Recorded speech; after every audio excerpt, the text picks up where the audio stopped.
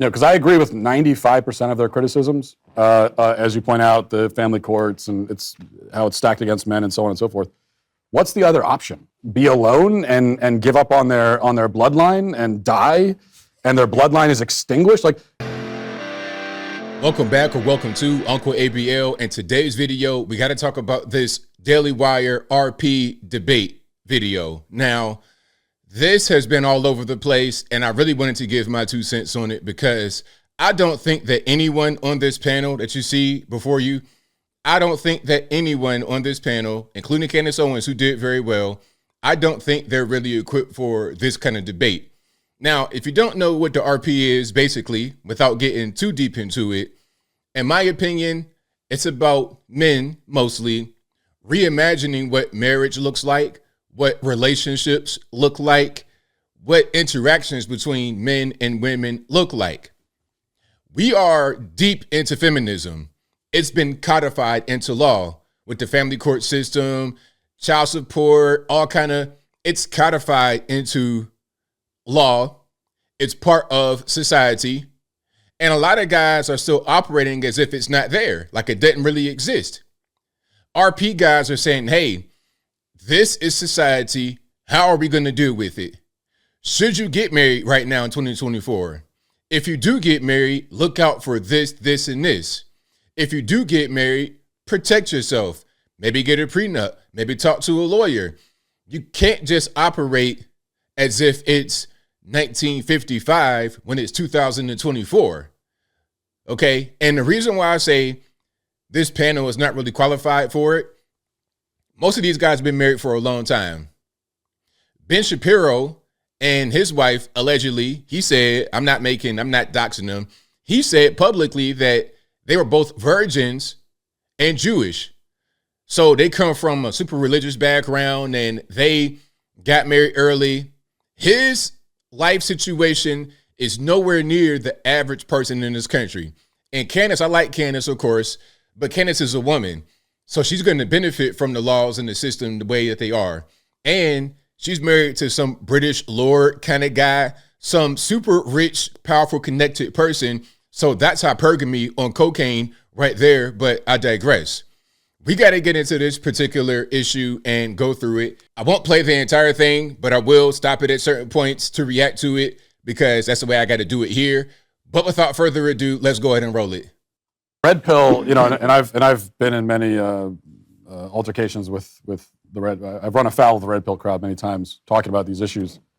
And the question I've always had for them that they've never answered, and I'd love to hear an answer from any of them, is that, because I agree with 95% of their criticisms, as you point out, the family courts and it's how it's stacked against men and so on and so forth. Now, before we continue, I just wanted to give you a disclaimer. I'm not really RP myself. I'm just ABL. That's just how I roll. So shout out to the young lady for giving me that one. Nice, smart young lady. Give me that particular piece of advice. Say that you're ABL, not RP, because we got to make a distinction. I don't want anybody to try to lump me into any kind of category at all. Just have me be me, but I'll move on. What's the other option? Like, okay, we agree with all that. So then men should just be alone and give up on their bloodline and die, and their bloodline is extinguished. Like, what you're being dramatic. You're being very dramatic. And to be totally honest, some guys maybe shouldn't have a family. Most guys throughout history did not have families. If you were just working as a farmhand or some kind of just random labor, you're a peasant. A lot of these guys, I would say most of these guys did not have families. So, I mean, we're not talking about anything that's beyond what has always been the condition of men throughout history. Suggesting is despair. You are telling men are already feeling despair. They're feeling meaninglessness. They're feeling lost. They're feeling alone. They're feeling like everything's stacked against them. And so your answer to them is, yeah, well, be in despair and then die. And my point is that's just not an okay answer. That can't be the answer. And have lots and lots of sex. Well, but that's the sterile. That's sex. what you said. Although not as much as a married man. Right, exactly. But this is okay. Now, are we going to just play like married men have a lot of sex? That's not really what happens. That's not really what happens. A single guy will have a lot more sex than the married guy for sure. Because first of all, a single guy is probably going to have more than one woman for 15, 20, 30, 40 years. All right. So that's just really kind of silly. But sterile sex, what does that mean, Michael Knowles? Are you going to explain it to us? But this is what you were saying, is that's how it turns to the anti-woman. Yeah. Because it's not about the despair. The way that you find meaning is then by disparaging the people who have victimized you. Right? In any victim-victimizer sort of narrative, when there is no actual victim and victimizer, and it has to be sort of put together artificially, then the person who self-perceives as the victim is very likely to then strike out at the person who they perceive as the victimizer. And so for a lot of the red pill men who perceive the woman, the great woman, as the victimizer, the idea is that you lash out at women by... Now, some guys in the space do lash out at women, but that's not the majority. I don't know if it's a majority, minority. I'm going to say it's not all. And the content that I watch, it's not about hating women or lashing out at women. It's talking about the circumstances in which men and women are under. The laws. One of the main things I hear is law. That's the problem. That's the biggest problem. There's issues with modern men, modern women, or whatever, but the biggest thing is the law. By having lots of sex with random girls and basically treating them like trash. And it's okay because they said that it's okay with them, but that doesn't... I've never understood the argument that it relieves you of responsibility for treating a woman well just because the woman has consented to be treated badly. But that's your opinion about how she's being treated, because the woman might enjoy it. Look, whatever two consistent adults do is their business. I'm not in the business of policing the next man's Johnson. That's not what I'm into.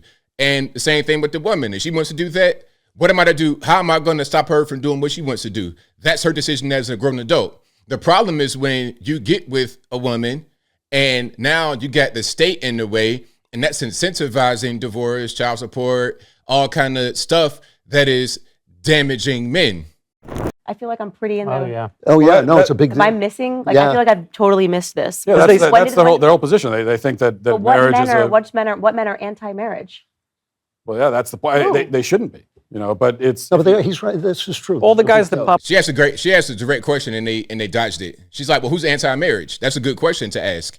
Because again, a lot of us are not necessarily anti-marriage. I've been married. I've been divorced. I'm not anti-married. I might get married again.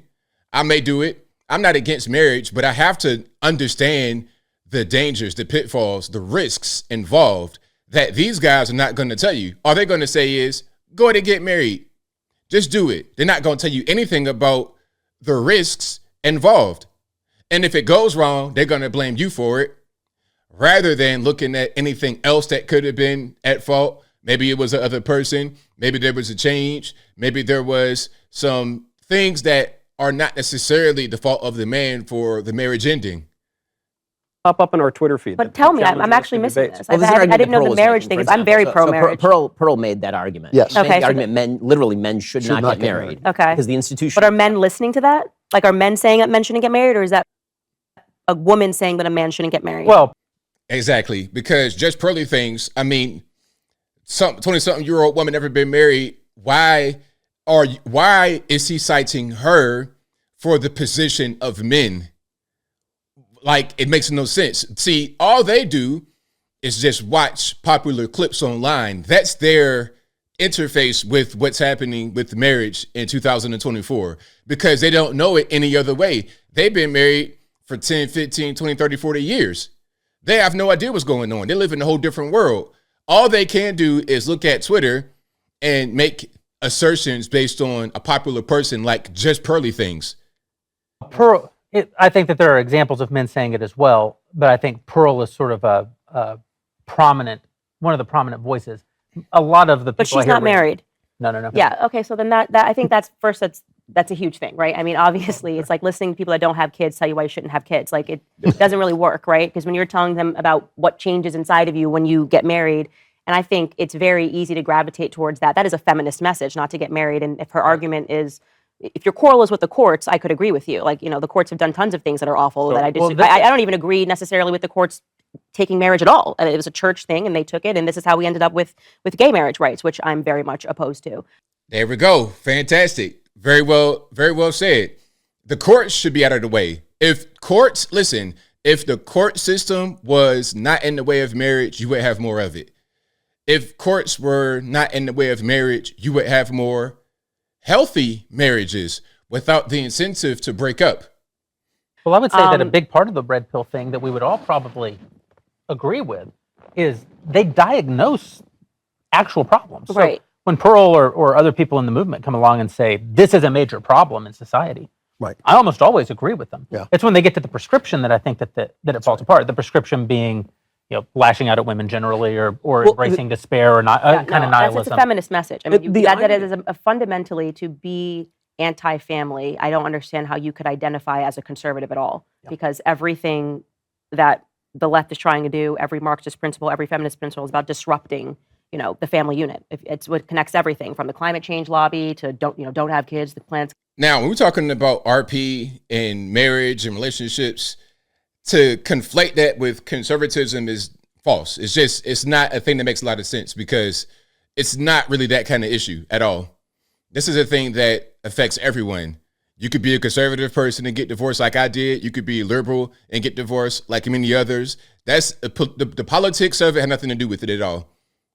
It's going to die to feminism, be like men, we should be like men. It's all a disruption of the family unit. And if you are now arguing in favor of something that's fundamentally Marxist, then you have to examine whether or not you're conservative at all. That would be what we're my trying to- pushback on that. what we're trying to I conserve. haven't heard any men say that they're anti-family. Maybe I need to just. No, I have. A lot of, I don't want to yeah, give them yeah. press because they're all jerks to me online. Okay. But there are a handful of these guys, and the irony of it is they put themselves out there to be these big, virile, pinnacles of masculinity. But their anthropology is fundamentally, for lack of a better word, gay.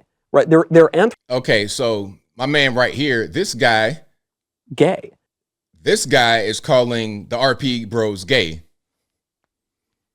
Right? Their anthropology is fundamentally sterile, and it's saying, yeah, we shouldn't get married, we shouldn't have kids, we should just have sterile relations with random women, and so. Now, can I just, I wanted to really address this point. What does that even mean, Mr. Michael Knowles? Because check it out. You're married. I presume you have kids and whatnot. How many kids do you have? 2 or 3 kids? Okay, cool. So you've been married how long? 15, 20 years? You got 3 kids. So in 20 years, you only had sex 3 times? Or sex enough times, sex until she got pregnant and then that was it?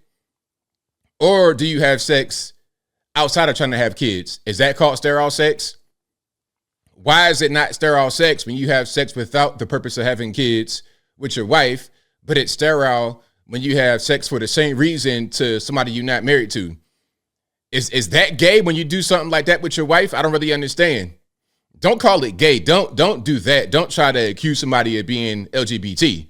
Let's not do that. You could say that people should get married and have sex within marriage, and that makes it, more meaningful. You could say something like that, but don't try to pull the gay card. That's really crazy. And you got some kind of nerve to pull that card with this pompadour you got going on. But I digress. So it's kind of how the irony that, we end up at the topic that no one's allowed to name anymore that Matt made a movie about. And, people say, well, that's so crazy, we should dial that back. But that's just a consequence of the very same sexual revolution that has said for many decades now that men and women are exactly the same, which comes from feminism, right? So Horseshoe theory. Totally, yeah. I mean, it's the logical conclusion of Gloria Steinem is these red pill bros, and they don't even realize it. Well, What At the end of the day, like I said, feminism is already here. You're trying to act like it's not here. You're trying to act like RP bros are pushing it and promoting it. It's here. It's here. It's already here. Look at the way you dress. It's already here. So what people like myself and many others are saying, okay, how do you navigate this environment? How do you navigate it without having a severe penalty on you? That's the question that we're trying to really get to the bottom of. radically pro-marriage. What I run into a lot, I mean, whether these people identify as red pill or not doesn't really matter. But when I talk about marriage on my show and I promote it and I talk about my own experiences with marriage, I hear all the time. I mean, the comments are full of people who are conservative who are saying, "Well, that's just your experience. That's a you got lucky. You have it easy." Yes. It's anecdotal. It's anecdotal at best. Because that's your experience. You got lucky. That's correct. We have a 52% divorce rate in this country, 52%. And the people who get married usually love each other. They care for each other. and they wanted to get married for a reason, usually. I would say 99.99% of the time. So why does it fail half of the time? Why? We got to really talk about it, and it's a real issue. And to act like it's not an issue and dismiss it, you're not really going to be able to help anything. You're just saying, hey, I have a great marriage. Yours should be as well. And if it's not, then it's your fault as a man. And you're trying to trick men into this deal that isn't going to work for them just because you happen to find a good woman. And that's the kind of defeatist mentality. I hear it all the time, Yes. all the time. And what I want to say to You these, hear it all the time is because it's a real thing and it's a real problem that you're refusing to address. You're just trying to say that it's a defeatist mentality and they're not trying hard enough. No. There's a bigger issue out there. And if it wasn't a bigger issue, you wouldn't be hearing it so much from the left and the right and everybody in between. Since every institution has now been fundamentally taken over by the left, or at least that's the belief of the right. If you extend that to every institution, that extends even to like the most important institutions, right? The right is looking and they're seeing every institution that we once relied upon Yeah, okay. wrested out of our control, including things like church, right? Things that were Yeah. very fundamental to our lives, wrested out of our control and then militarized against us. And so that's sort of the argument that the red pillars are making. What they're saying is that the institution of marriage was wrested out of our control and then perverted and used against us. In the same way that they're arguing that about the government or arguing that about the church or arguing that about the universities or Yes. the press. And the problem is that when it comes to marriage, because it's so personal and because in the end, there is no substitute for it, you can't just despair of the institutions and say build a giant alternative in the way, and like you have to actually do the thing that conservatives really should be doing in nearly all of these, all of these modes, which is seize control of the institutions back. So what the big debate? How you gonna do that? How you gonna do that though? That's the question. How?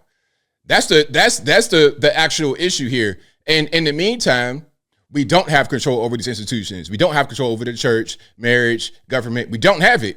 So what are you gonna do in the meantime? When you don't have control over a thing, it's no longer in your power. How are you going to be able to navigate the situation? That's the question.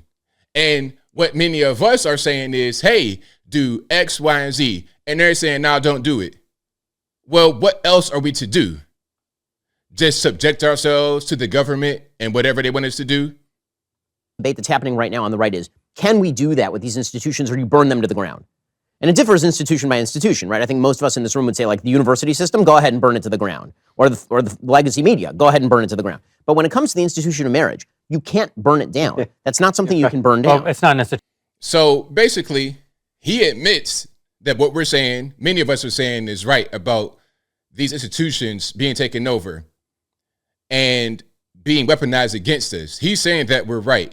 But he's also saying that we're wrong when we say that we don't want to participate in it or we want to participate differently in that. Go ahead and get married anyway because you got to do it. It's the bedrock of society. Well, when the bedrock of society is corrupted, what is the alternative? I think many of us, as I close, have the right idea. And these guys on Daily Wire have no clue what's going on. Again, you got a bunch of guys who've been married for 10, 15, 20 years. Andrew Klavan been married since probably like Nixon. And then Candace is a woman. She's married, but you're married to some super rich and powerful guy that's almost like royalty in the Kingdom of Great Britain. I mean, come on. Like this is not a panel of people that really can have the conversation. What they should do is bring on the opposite voice because right here, they all work together. These are all work colleagues. They pretty much agree on the issue. They don't have any alternative voices. Bring in alternative voices that have gone through marriage, gone through divorce, and understand these laws on a very intimate level. Because if your source of information about what's happening with marriage is going on twitter.com and looking at popular posts from Just Pearly Things, you have no clue what's happening right now in 2024.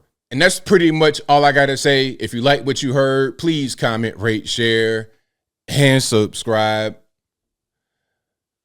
Peace.